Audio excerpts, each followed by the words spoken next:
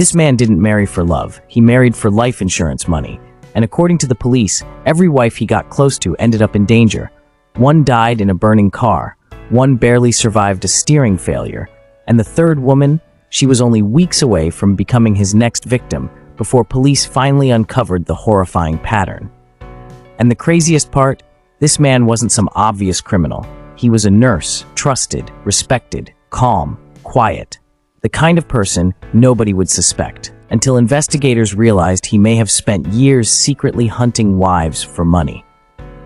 Here is it in details. This is Webster. He's 35 years old. Back in 1994, he was living in Scotland, and from the outside he looked normal. He worked as a nurse at a local hospital. He was married to this woman named Claire, and together they seemed like an ordinary couple. But behind closed doors, Webster had a dangerous obsession. He loved spending money, expensive clothes, luxury items, fancy dinners, new gadgets. He wanted to look rich, even though he absolutely was not, because despite working a stable job, Webster was drowning in debt, and it kept getting worse. But instead of telling Claire the truth, he hid everything from her. Every loan, every bill, every financial disaster, all kept secret. And eventually, Claire noticed something wasn't right. The numbers weren't adding up. Something felt off, and Webster knew it. He realized his wife was getting suspicious, and instead of confessing, instead of fixing the problem, he allegedly came up with something terrifying.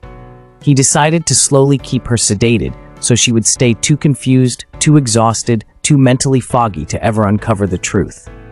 One day, Webster prepared Claire a cup of tea, and secretly, he allegedly drugged it with a powerful drug used for insomnia.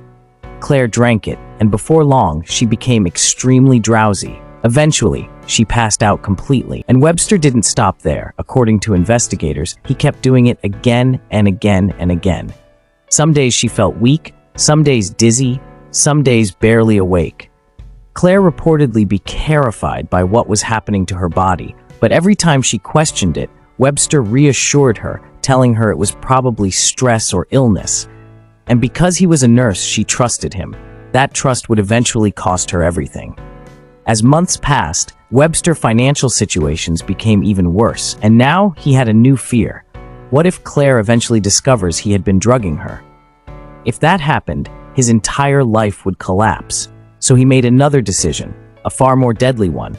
If Claire died, she could never expose him, and on top of that, he could make money on top of that. He could make money from it.